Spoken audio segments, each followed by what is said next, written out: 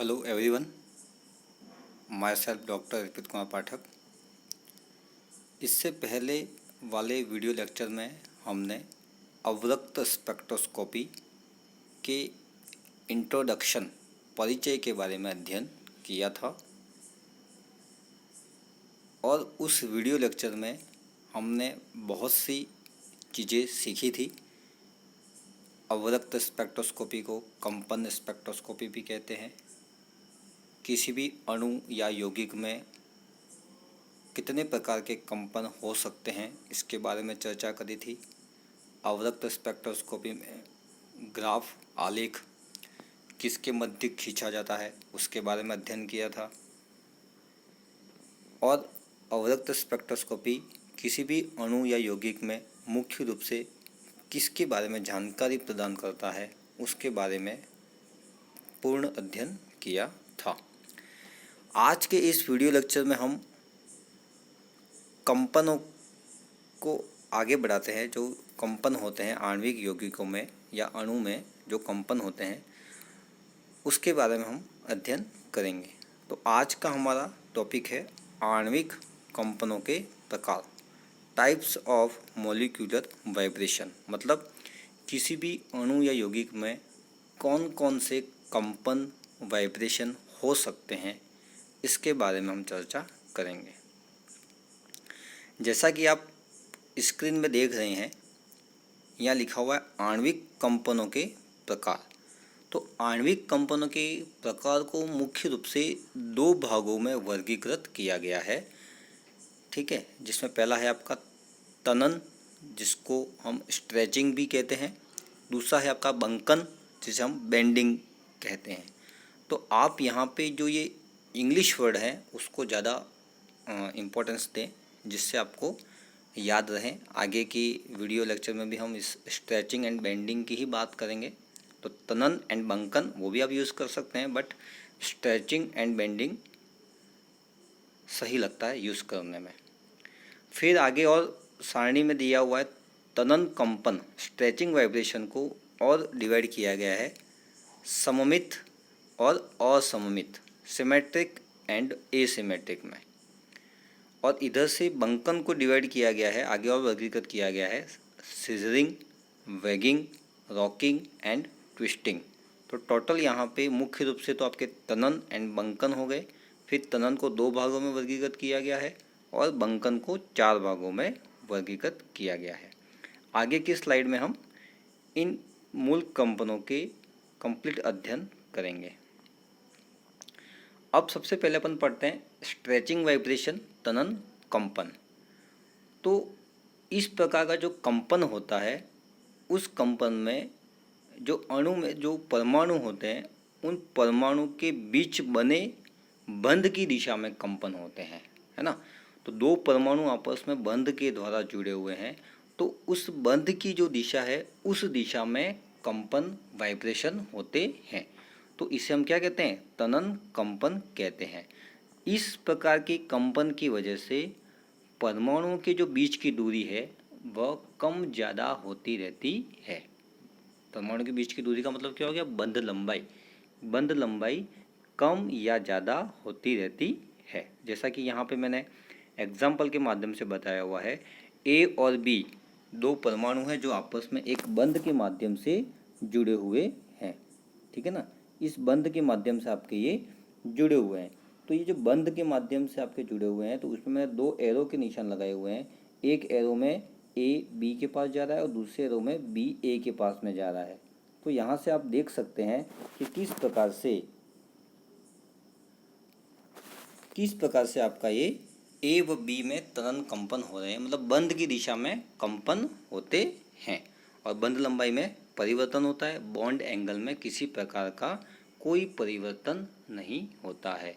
और इस तनन कंपन या स्ट्रेचिंग वाइब्रेशन को दो और भागों में वर्गीकृत किया गया है, जिसको हम कहते हैं सममित और असममित तनन कंपन। अब आगे देखते हैं हम सममित तनन या सिमेट्रिक स्ट्रेचिंग वाइब्रेशन क्या होता है, ठीक है। तो इस प्रकार के तनन कंपन में बंध एक साथ तनते हैं, स्ट्रेच होते हैं, एक साथ स्ट्रेच होते हैं, वह एक साथ दबते हैं, एक साथ कंप्रेस होंगे और एक साथ ही स्ट्रेच होंगे। तो अर्थात बंद दूरियां एक साथ बढ़ती हैं व एक साथ कम होती है, मतलब घटती हैं। ठीक है, तो यहाँ पे अपन इसको एक एग्जाम्पल के माध्यम से समझ सकते हैं। CH2 समूह में 2 हाइड्रोजन परमाणु हैं जो कार्बन के साथ जुड़े हुए हैं। ठीक है, तो आप समझ सकते हो कि दोनों हाइड्रोजन परमाणु कार्बन के पास एक साथ जाएं और कार्बन परमाणु से दूर एक साथ जाएं, तो ये होगा आपका सममित तनन कंपन, सिमेट्रिक स्ट्रेचिंग वाइब्रेशन। इसका मतलब ये हो गया कि बंद लंबाई का मान एक साथ बढ़ेगा व एक साथ घटेगा। जैसा कि यहाँ पे एग्जांपल में आप देख रहे हैं, तो हाइड्रोजन परमाणु कार्बन से जुड़े हुए हैं, तो दोनों हाइड्रोजन परमाणु एक साथ कार्बन की ओर जा रहे हैं और एक साथ कार्बन से दूर जा रहे हैं। तो ऐसे कंपन को अपन कहते हैं सममित तनन कंपन। नेक्स्ट दूसरा जो तनन कंपन है वह है आपका असममित तनन कंपन। इस प्रकार के कंपन में क्या होता है कि एक परमाणु तो एक समान गति नहीं, मतलब यहाँ पे कुल मिला के एक समान गति नहीं होगी। जैसा कि वहाँ पे दोनों एक साथ पास में आ रहे, दोनों एक साथ दूर जा रहे थे, तो यहाँ पे एक समान गति नहीं होगी। मतलब एक परमाणु पास जाएगा तो दूसरा परमाणु उसी समय दूर जाएगा। ठीक है, जैसे कि यहाँ पे एग्जाम्पल अपन CH2 के माध्यम से ही समझते हैं इसको। जब एक हाइड्रोजन परमाणु कार्बन परमाणु के पास जाता है, उसी समय दूसरा हाइड्रोजन परमाणु वो कार्बन से दूर जाएगा। ठीक है, मतलब एक साथ गति नहीं होगी। ठीक है, मतलब यहाँ पे एक समय में बंद लंबाई घटेगी तो एक समय में बंद लंबाई बढ़ेगी। ठीक है, तो यहाँ पे आप एग्जाम्पल के माध्यम से समझ सकते हैं। यहाँ पे चित्र भी बनाया हुआ है। एक हाइड्रोजन परमाणु एरो कार्बन की तरफ दिखा रखा है, मतलब वो कार्बन की तरफ जा रहा है, और उसी समय दूसरा हाइड्रोजन परमाणु वो कार्बन से दूर जा रहा है। जब दूसरा वाला जो दूर जा रहा है वो जब कार्बन के पास में आ रहा है, तो दूसरा वाला कार्बन से दूर जा रहा है। तो यह जो तनन कंपन है उसको अपन क्या कहते हैं, असममित तनन कंपन। नेक्स्ट आगे बढ़ते हैं।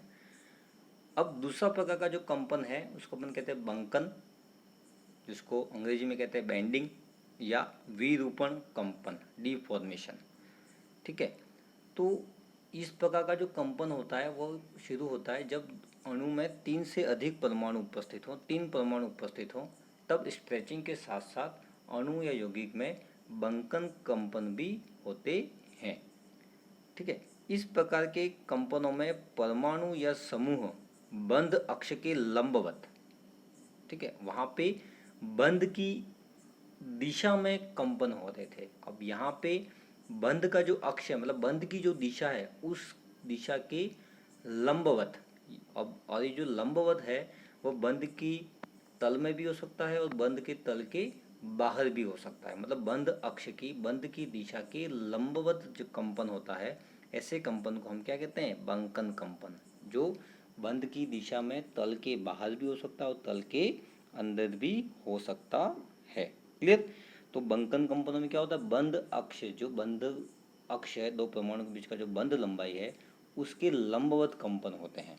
ठीक है, अतः बंकन कंपन में बंध लंबाई आपकी अपरिवर्तित, मतलब बंध की दिशा में यहाँ पे कंपन नहीं हो रहे हैं, तो बंध लंबाई अपरिवर्तित रहेगी और बंध कोण का मान यहाँ पे परिवर्तित होता है। सममित जो आपका तनन कंपन था उसमें बंध लंबाई परिवर्तित हो रही थी, यहाँ पे बंध कोण परिवर्तित होगा।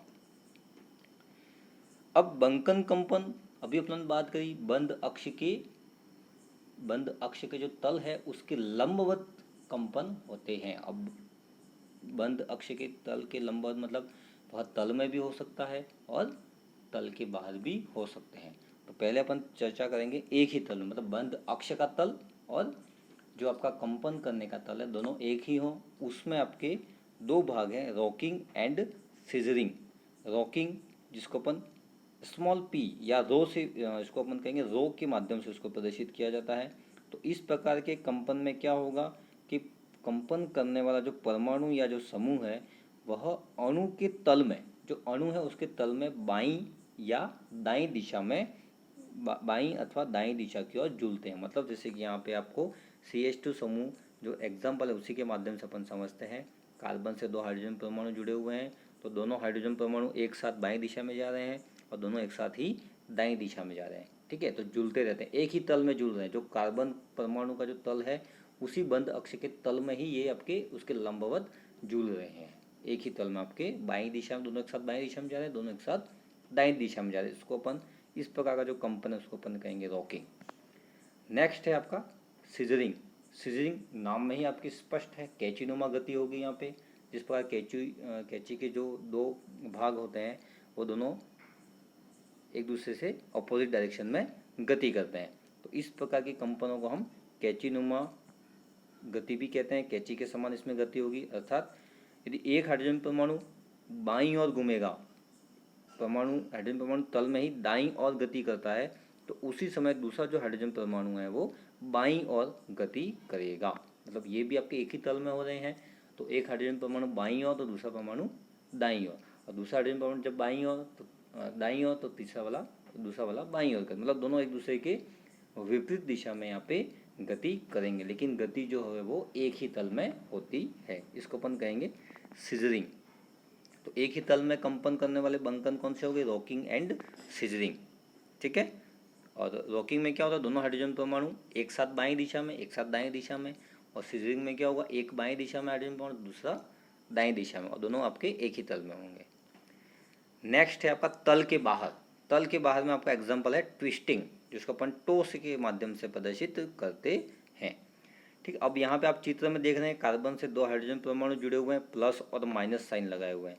प्लस का मतलब है ऊपर की दिशा की ओर आ रहा है, तल के बाहर ऊपर की दिशा में, और माइनस तल के बाहर नीचे की दिशा में जा रहा है। जैसा कि आप इस स्क्रीन में देख रहे हैं, तो इस स्क्रीन के ऊपर की साइड वाला हो गया प्लस, और इस स्क्रीन के नीचे का साइड वाला हो गया आपका माइनस। ठीक है। तो ट्विस्टिंग में कंपन कैसा होगा कि एक समय में जो हाइड्रोजन परमाणु है वह तल के बाहर ऊपर की दिशा में जा रहा है, तो उसी समय दूसरा हाइड्रोजन परमाणु जो कार्बन से जुड़ा हुआ है वो नीचे की दिशा में जाएगा। मतलब एक ऊपर जा रहा है तो एक नीचे जा रहा है, मतलब ट्विस्ट हो रहा है।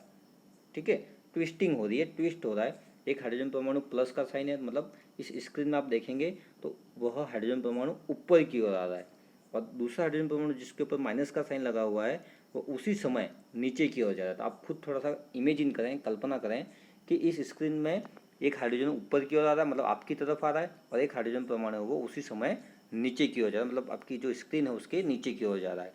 ठीक, अगर पहले वाला हाइड्रोजन परमाणु नीचे की ओर जा रहा है तो दूसरा वाला जो परमाणु जो प्लस साइन लगा हुआ है वह आपके सामने की तरफ आ रहा है। तो यहाँ पे प्लस और माइनस साइन का मतलब क्या है? तल के बाहर ऊपर की दिशा में और तल के बाहर नीचे की दिशा में इसका मतलब होता है। तो आप ट्विस्टिंग आपको थोड़ी सी इमेजिन करना पड़ेगा कि किस प्रकार से यह हाइड्रोजन परमाणु प्लस साइन वाला है वह आपका इस स्क्रीन से बाहर की तरफ आ रहा है, और एक हाइड्रोजन परमाणु उसी समय नीचे की ओर जा रहा है। ठीक है, इसको अपन क्या कहते हैं? ट्विस्टिंग। नेक्स्ट आपका है वेगिंग। वेगिंग को आप समझ सकते हो झूले के माध्यम से। जैसे कि आपका झूला होता है, झूले में अपन एक साथ ऊपर जाते हैं, एक साथ नीचे आते हैं। ठीक है, और यहाँ पे जो आपका उससे पहले वाला जो था रॉकिंग एंड रॉकिंग जो आपने पढ़ा था, सीजरिंग आपने पढ़ा था, वो तल में थे। ठीक है, वो तल में आपके, जैसे कि रॉकिंग में आपने क्या पढ़ा? दोनों हाइड्रोजन परमाणु एक साथ बाईं दिशा में जाए, एक साथ दाईं दिशा में जाए, तल में हो रहा था। अब ये तल के बाहर हो रहा है, मतलब इस स्क्रीन से दोनों हाइड्रोजन परमाणु एक साथ बाहर आ रहे हैं, और इसी स्क्रीन में आप देखें प्लस माइनस का मतलब दोनों एक साथ नीचे जा रहे हैं। आप इस स्क्रीन के माध्यम से उसकी कल्पना कर सकते हैं। तल के बाहर मतलब इस मोबाइल से दोनों हाइड्रोजन, इस स्क्रीन से दोनों हाइड्रोजन परमाणु आपके बाहर आ रहे हैं, और एक साथ दोनों इस स्क्रीन से नीचे की ओर जा रहे हैं। जैसे कि आप झूले में आप देखते हैं उसी प्रकार से आपके कंपन हो रहे हैं। मतलब इस प्रकार के कंपन में वेगिंग कंपन में कंपन करने वाले परमाणु एक साथ तल के बाहर ऊपर की ओर जाते हैं, और एक साथ ही तल के बाहर नीचे की ओर जाते हैं। तो ये हो गए आपके मुख्य रूप से तनन कंपन और बंकन कंपन के बारे में विस्तृत अध्ययन। ठीक है, आगे अब कुछ यहाँ पे इम्पोर्टेंट लाइन लिखी हुई हैं। किसी बंध को तनित स्ट्रेच करना बंकन की तुलना में ज़्यादा कठिन होता है। मतलब दो परमाणुओं को स्ट्रेच करना, तनित करना बंकन करने की तुलना में ज़्यादा कठिन होता है। अर्थात तनन करने मतलब तनन कंपन के लिए अधिक ऊर्जा की आवश्यकता होती है। अधिक ऊर्जा मतलब कम तरंग दैर्घ्य की आवश्यकता होगी। और बंकन कंपन के लिए तनन कंपन की तुलना में कम ऊर्जा मतलब अधिक तरंग दैर्ध्य की आवश्यकता होती है। और हम जानते हैं कि ऊर्जा और तरंग दैर्ध्य में व्युत्क्रमानुपाती का संबंध होता है और ऊर्जा व तरंग संख्या में समानुपाती का संबंध होता है। मतलब ऊर्जा ज़्यादा तो तरंग संख्या का मान भी ज़्यादा होगा। जैसा कि हम जानते हैं अवरक्त स्पेक्ट्रोस्कोपी में अवरक्त विद्युत चुंबकीय विकिरण का जो रेंज, जो परास है, जो क्षेत्र है, वह होता है आपका 666 से 4000 सेंटीमीटर इनवर्स के मध्य में आपका IR स्पेक्ट्रोस्कोपी हम अध्ययन करते हैं। तो तनन कंपन है वह हमें अधिक तरंग संख्या पे प्राप्त होता है। मतलब 666 सेंटीमीटर इनवर्स से 4000 सेंटीमीटर इनवर्स के बीच में तनन कंपन हमें प्राप्त होते हैं, जबकि बंकन कंपन कम ऊर्जा, कम तरंग संख्या व अधिक तरंग दैर्ध्य पर प्राप्त होता है, जिसकी वैल्यू आपको मिलेगी 1650 सेंटीमीटर इनवर्स से 666 सेंटीमीटर इनवर्स के मध्य हमें बंकन कंपन प्राप्त होते हैं। और तनन कंपन हमें अधिक ऊर्जा, अधिक तरंग संख्या व कम तरंग दैर्ध्य की ओर प्राप्त होते हैं, जबकि बंकन कम ऊर्जा, कम तरंग संख्या व अधिक तरंग दैर्ध्य पर प्राप्त होंगे। और चूंकि हम जानते हैं अवरक्त स्पेक्ट्रोस्कोपी में तरंग दैर्ध्य से तरंग संख्या का महत्व ज़्यादा है, इस वजह से हम यहाँ पे तरंग संख्या की बात करेंगे, क्योंकि अवरक्त स्पेक्ट्रोस्कोपी में जो ग्राफ खींचा जाता है वह भी आपका तरंग संख्या और ट्रांसमिटेंस टी के मध्य ग्राफ खींचा जाता है, जिसके बारे में हमने इससे पहले वाले वीडियो में अध्ययन कर चुके हैं कि ट्रांसमिटेंस क्या होता है और तरंग संख्या क्या होती है। ये कंप्लीट अध्ययन हम पहले कर चुके हैं। तो आज के हम इस वीडियो लेक्चर में हमने अध्ययन किया अणु या यौगिक में किस प्रकार के कंपन हो सकते हैं, जिसमें मुख्य कंपन है आपका तनन और बंकन। उसमें बंकन और तनन में भी आपका ज़्यादा इंपॉर्टेंस आपकी तनन की होती है, क्योंकि अधिकतर मॉलिक्यूल है वो इस प्रकार के कंपन देते हैं। ठीक है, तनन कंपन आपके दो प्रकार के हो गए, सममित एंड असममित। इसके प्रकार बंकन और तनन में बंध लंबाई परिवर्तित होती है, जबकि बंकन में बंध कोण का मान परिवर्तित होता है। तनन आपकी बंध की दिशा में कंपन होता है, जबकि बंकन है वह बंध अक्ष के लंबवत तल में या तल के बाहर कंपन होते हैं। और फिर बंकन कंपन की बात करें तो एक ही तल में आपके रॉकिंग एंड सीजरिंग आपके एक ही तल में हो गए, और तल के बाद आपके ट्विस्टिंग एंड वेगिंग ये आपका है। और तनन कंपन के लिए अपने को अधिक ऊर्जा की आवश्यकता होती है, अधिक तरंग संख्या पे ये कंपन अपने को प्राप्त होते हैं, जबकि बंकन के लिए हमें कम ऊर्जा की आवश्यकता होती है, तो ये हमें कम तरंग संख्या पर प्राप्त होते हैं। और तनन और बंकन में तनन कंपन की इम्पोर्टेंस ज़्यादा होती है। थैंक्स।